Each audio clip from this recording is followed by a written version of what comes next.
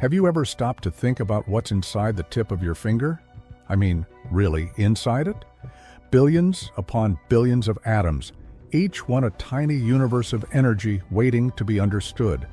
For most of human history, we had no idea. We couldn't see them, couldn't measure them, couldn't even prove they existed. But in 1938, something extraordinary happened that would change everything forever. Let me take you back to that moment. Picture a laboratory in Berlin, winter of 1938.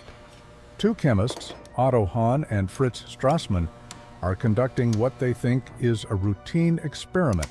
They're bombarding uranium atoms with neutrons, expecting to create heavier elements. Simple enough, right? But when they analyze the results, something doesn't add up. Instead of heavier elements, they're finding barium, an element much lighter than uranium. It's as if they've split the atom in half. Wait, split the atom? Is that even possible? Here's where it gets fascinating. When Hahn sends his puzzling results to his former colleague Lise Meitner, a brilliant physicist who had fled Nazi Germany, she realizes what's happened. Working with her nephew Otto Frisch during a walk in the snowy Swedish countryside, Meitner performs a calculation that would gen the scientific world. She discovers that when a uranium nucleus splits, it doesn't just break apart, it releases energy. Enormous energy. But how much energy are we talking about? Let me put this in perspective. Einstein's famous equation, E=mc2, had been around since 1905, but nobody had truly grasped its practical implications. What Meitner calculated was staggering. Splitting a single uranium atom releases about 200 million electron volts of energy. Now, that might sound abstract, so think of it this way. 1 kilogram of uranium, if you could split every atom in it, would release the same energy as burning 3 million kilograms of coal. 3 million from just 1 kilogram. This process needed a name, and Frisch borrowed a term from biology. Just as cells divide through fission, they called this atomic splitting nuclear fission. The name stuck, and the world would never be the same. Now here's what makes this discovery so revolutionary. For centuries, we'd been unlocking energy through chemistry, burning wood, coal, oil. But chemical reactions only rearrange electrons on the outside of atoms. They don't touch the nucleus. Nuclear fission was different. It tapped into the forces holding the very heart of matter together. The strong nuclear force, one of the fundamental forces of nature, was suddenly accessible to human manipulation. Think about that for a second. Every atom in existence has been holding this energy since the beginning of time. The carbon in your body, the oxygen you breathe, the iron in Earth's core, all of it packed with primordial energy from the Big Bang, from the hearts of ancient stars. And in 1938, we finally found the key to unlock it. But here's the thing, and this is crucial. When you discover something this powerful, you can't put it back in the box. News of nuclear fission spread through the scientific community like wildfire. Within months, physicists around the world were replicating the experiments. They realized something else too. When a uranium atom splits, it releases more neutrons. Those neutrons can split other uranium atoms, which release more neutrons, which split more atoms. Do you see where this is going? It's called a chain reaction. Under the right conditions, splitting one atom could trigger an exponential cascade. 1 becomes 2, 2 become 4, 4 become 8, doubling again and again in microseconds. In a pure enough sample of uranium-235 with enough mass packed together, this chain reaction could release all that energy almost instantaneously. Can you imagine what that means? What could be built with that knowledge? The scientists could. And as 1938 turned to 1939 and as war clouds gathered over Europe, they understood something terrifying. This discovery could power cities, yes. It could revolutionize energy production, medicine, and technology. But it could also create a weapon unlike anything the world had ever seen. A weapon that could level an entire city with a single bomb. A weapon that would make conventional explosives look like firecrackers. The atomic age had begun, not with a bang, but with a calculation on a winter walk. The hidden power inside every atom was hidden no more. And humanity stood at a crossroads, holding knowledge that could either illuminate civilization or incinerate it. The question wasn't whether we would use this power. The question was, how? So we left off with scientists discovering this incredible power hidden inside atoms. But here's the uncomfortable truth. When something that powerful is discovered during wartime, it doesn't stay in the laboratory for long. The question I want you to think about is this: what happens when the brightest minds on Earth are asked to build the most destructive weapon imaginable? Let me set the scene. It's 1939, and Europe has erupted into war. Albert Einstein, the same man whose equation predicted atomic energy, writes a letter to President Franklin D. Roosevelt. Einstein, normally a pacifist, warns that Nazi Germany might be developing an atomic bomb. Think about the weight of that moment. The world's most famous scientist, a refugee from the very regime he's warning about, telling the American president that physics itself has become a weapon. But Roosevelt doesn't act immediately. Not until December 1941, when Pearl Harbor is attacked and America enters the war fully. That's when everything changes. The United States government launches what would become the most expensive, most secretive scientific project in history. They call it the Manhattan Project. Now, why Manhattan? Simply because the initial headquarters were in Manhattan, New York. But the actual work? That happened in secret cities built practically overnight across America. Los Alamos in New Mexico, Oak Ridge in Tennessee, Hanford in Washington State. Entire communities constructed in the desert and mountains, where tens of thousands of people worked on a project so classified that most didn't even know what they were building. Can you imagine working on something without knowing what it is? Here's how they pulled it off. The Manhattan Project needed to solve two enormous engineering challenges. First, they needed uranium-235, the rare isotope that sustains a chain reaction. But here's the problem. Natural uranium is 99. 3% uranium-238, which doesn't work for bombs. Only 0.7% is uranium-235. They're chemically identical, so you can't separate them with chemistry. The only difference? 3 neutrons, a mass difference of just 1.2%. How do you separate atoms that are 98.8% identical? That's not chemistry, that's mechanical engineering at the atomic scale. At Oak Ridge, they built massive facilities using a process called gaseous diffusion. They converted uranium into a gas and forced it through thousands of barriers with microscopic pores. The lighter uranium-235 molecules moved slightly faster, passing through fractionally more often. Then they repeated this process thousands of times in cascade. Think about the precision required here.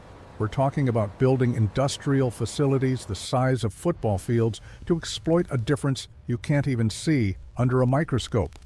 It took years and consumed more electricity than some entire countries. Meanwhile, scientists discovered another path, plutonium-239. This element doesn't exist in nature. Humans had to create it. At Hanford, they built nuclear reactors, the first of their kind, to bombard uranium with neutrons, transforming it into plutonium. These reactors operated at temperatures and radiation levels never before encountered. Engineers invented entirely new fields of knowledge just to keep them running. But producing the material was only half the battle. How do you actually build the bomb? That's where Los Alamos comes in. J. Robert Oppenheimer, a brilliant theoretical physicist, assembles an unprecedented team. We're talking about future Nobel Prize winners working side by side with fresh college graduates, all living in a secret town that didn't appear on any map. Their mission?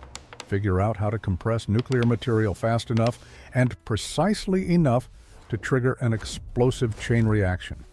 Here's the engineering challenge. You need to bring subcritical pieces of uranium or plutonium together into a supercritical mass in microseconds.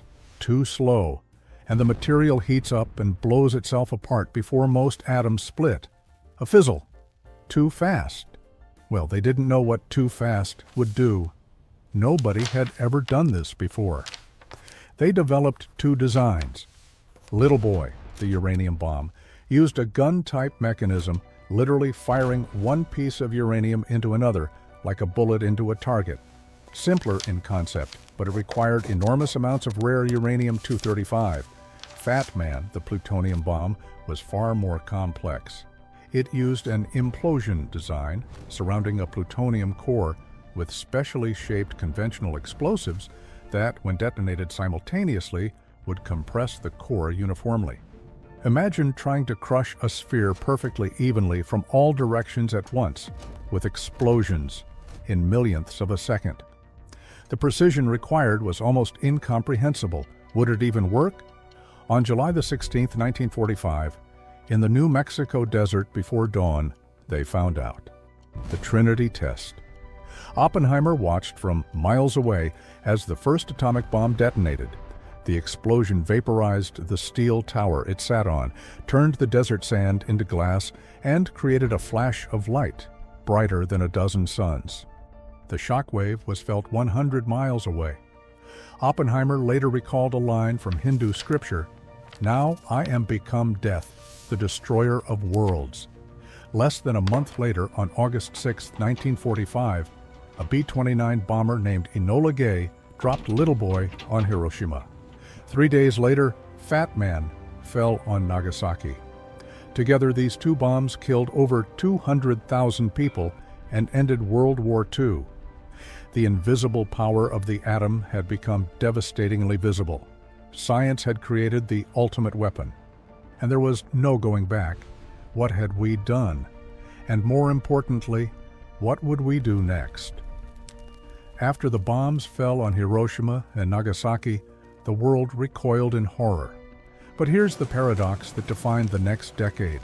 The same physics that devastated those cities could also power them. The question everyone was asking was simple but profound. Could we take this terrible force and transform it into something beneficial?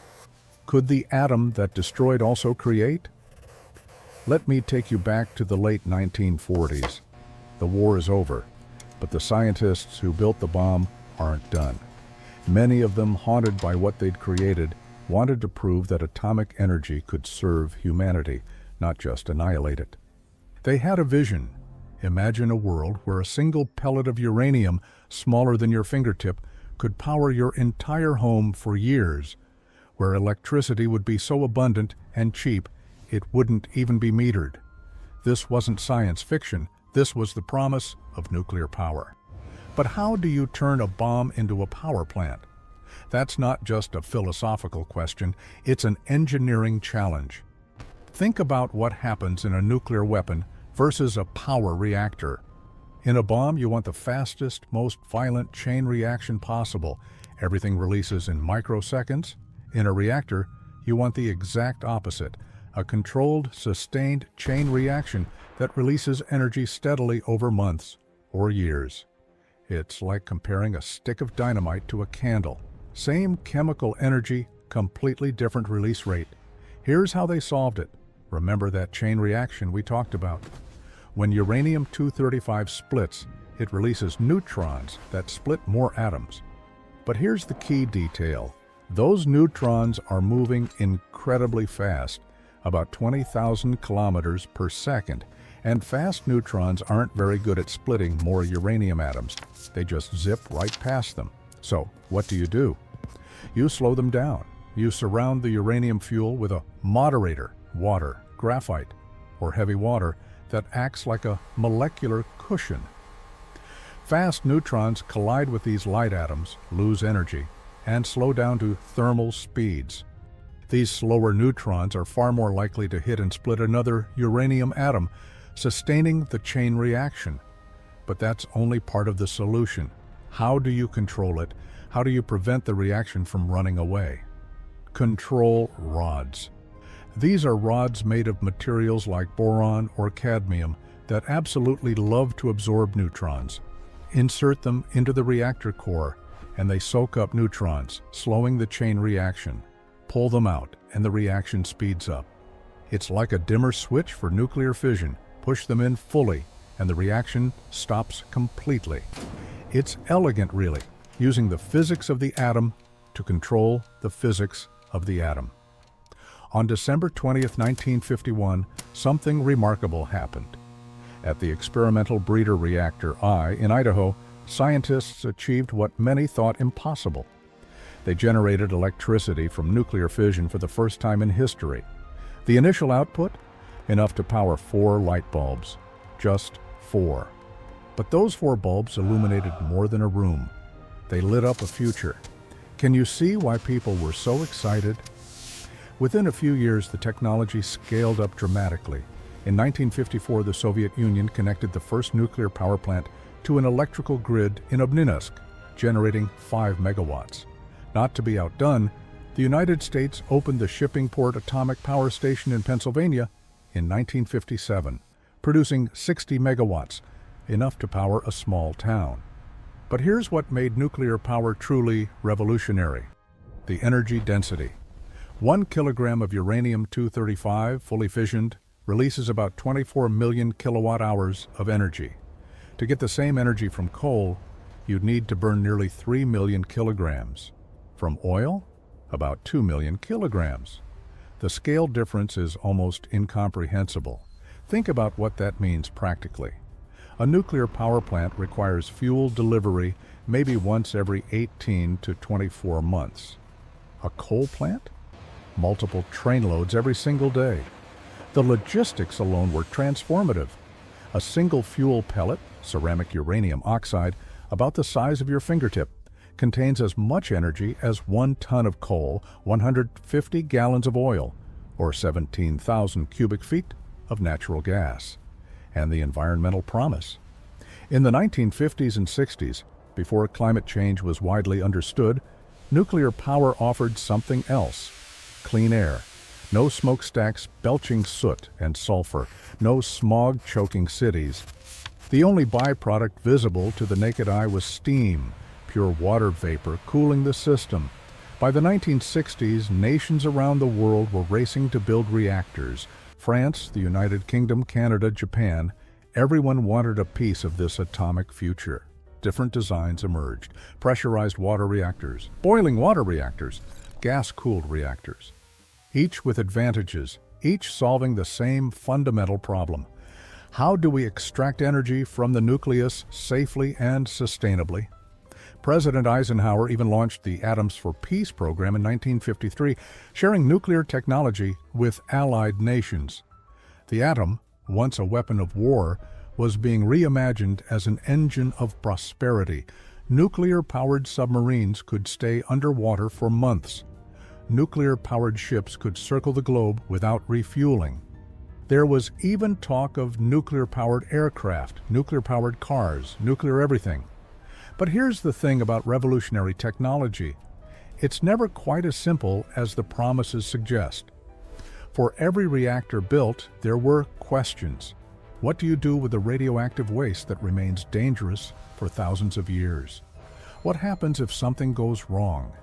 How do you prevent nations from using civilian nuclear programs to develop weapons? These weren't hypothetical concerns. They were real engineering, political, and ethical challenges that would define the nuclear age. Because energy, as we were learning, is never truly free. Every power source comes with a price. The atomic age had promised to change everything forever, and it was delivering on that promise, just not always in the ways people expected. Was the dream of limitless clean energy real, or were we opening another Pandora's box? While scientists were dreaming of nuclear-powered utopias, the rest of the world was having nightmares. Because here's the uncomfortable reality: the same nations building peaceful reactors were also building bombs. Lots of bombs. And by the 1950s, those bombs had gotten terrifyingly more powerful. Let me paint you a picture. It's 1952, and the United States detonates Ivy Mike in the Pacific, the first hydrogen bomb. Remember those atomic bombs we talked about? The ones that devastated Hiroshima and Nagasaki? This new bomb made them look like firecrackers. Ivy Mike was 500 times more powerful than the bomb dropped on Nagasaki. 500 times. It completely vaporized an entire island, leaving nothing but a crater in the ocean floor. How is that even possible? What had we created now? Here's the physics. Atomic bombs use fission, splitting heavy atoms like uranium or plutonium, but hydrogen bombs use fusion, forcing light atoms like hydrogen to fuse together, the same process that powers the sun. And fusion releases even more energy per atom than fission. The terrifying genius. They used an atomic bomb as the trigger. The fission bomb creates temperatures of millions of degrees hot enough to ignite fusion in specially prepared hydrogen isotopes.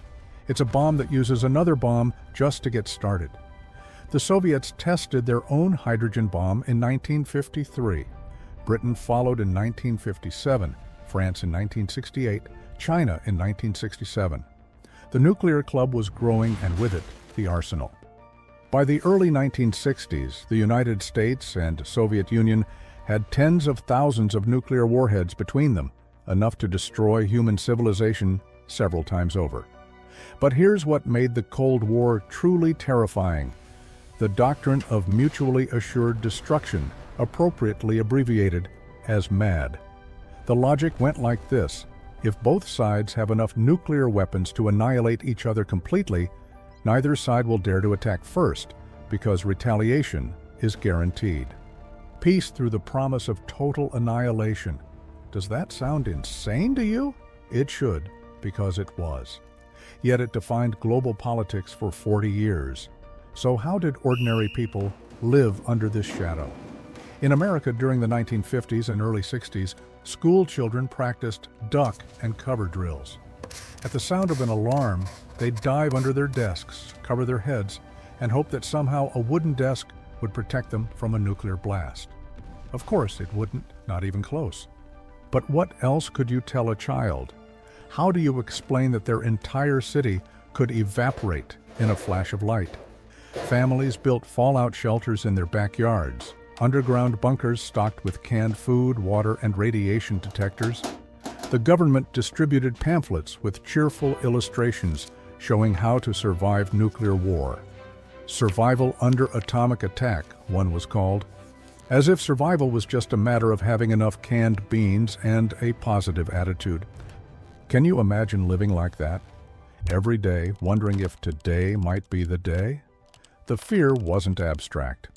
During the Cuban Missile Crisis in October 1962, the world came within a hair's breadth of nuclear war. Soviet missiles in Cuba, American missiles in Turkey, both sides on high alert. For 13 days, humanity held its breath. President Kennedy estimated the odds of nuclear war at somewhere between 1 out of 3 and even. Think about that. A coin flip away from the end of civilization. And it wasn't just governments preparing. Civil defense became an industry. Geiger counters, radiation suits, dosimeters, these became household items. Cities designated buildings as fallout shelters, marking them with the distinctive yellow and black trefoil symbol. The nuclear threat was everywhere, invisible but omnipresent. Here's something that really captures the surreal nature of this era. In the 1950s, the Nevada test site conducted above-ground nuclear tests just 65 miles from Las Vegas. They'd announce the tests in advance, and people would drive out to watch the mushroom clouds rise over the desert. Hotels advertised atomic views from their rooftops. Miss Atomic Bomb beauty pageants celebrated the nuclear age with swimsuits shaped like mushroom clouds. It was madness disguised as normalcy. What else could people do? You can't live in constant terror, so society found ways to normalize the abnormal, to make the apocalypse feel manageable. But the weapons kept getting bigger. In 1961, the Soviet Union detonated Tsar Bomba, the largest nuclear weapon ever tested, 50 megatons. That's 50 million tons of TNT equivalent. The mushroom cloud rose 40 miles high, 7 times the height of Mount Everest. The shock waves circled the Earth 3 times. Windows shattered 560 miles away. Seismographs around the world registered it as an earthquake. And this was just a test. They'd actually designed it to be 100 megatons, but scaled it back because, well, even the Soviets thought that might be excessive. A 100 megaton bomb would have been too powerful to safely test on Earth. Let that sink in for a moment. We'd created weapons too powerful to even test properly. Weapons that could alter weather patterns, ignite firestorms hundreds of miles across, throw so much debris into the atmosphere that they'd cause nuclear winter, a scenario where smoke and ash block out the sun, plunging the planet into years of freezing darkness, collapsing agriculture worldwide. The atomic age had delivered on its promise to change everything forever. We'd unlocked power beyond imagination, but we'd also created the means for our own extinction. The invisible force inside every atom was now an invisible threat hanging over every person on Earth. School children still dove under desks. Governments still built bombs. And the world kept turning, suspended in that terrible balance between destruction and survival. How did we live with this fear? More importantly, how did we survive it? So here we are, decades after that first split atom in a Berlin laboratory. The question I want to leave you with is this: what did the atomic age actually give us, and what did it cost? Let's start with something you might not expect: medicine. While the world was terrified of radiation from bombs, doctors were using that same radiation to save lives. How? Through nuclear medicine. Today, over 40 million nuclear medicine procedures happen every year worldwide. PET scans use radioactive tracers to detect cancer, heart disease, and brain disorders with precision impossible just decades ago. Radiation therapy targets tumors, destroying cancer cells while sparing healthy tissue. And it goes beyond treatment. Remember carbon-14?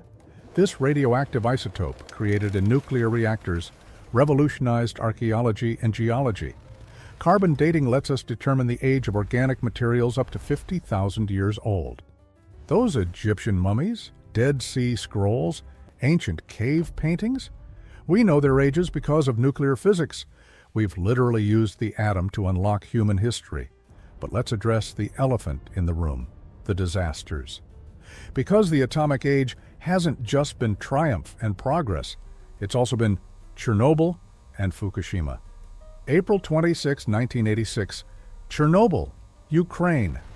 During a safety test, reactor number 4 experienced a catastrophic power surge. The reactor core melted down, and hydrogen explosions blew the 1,000-ton reactor lid into the air. Radioactive material spewed into the atmosphere, 400 times more radiation than Hiroshima. An entire city evacuated. A 30-kilometer exclusion zone established that remains largely abandoned today, nearly 40 years later. What went wrong? A combination of flawed reactor design and human error. The RBMK reactor design had a positive void coefficient, meaning that under certain conditions, losing coolant actually increased reactivity instead of decreasing it. The operators running an unauthorized test disabled safety systems. When things went wrong, they went catastrophically wrong. Then there's Fukushima, March 11, 2011.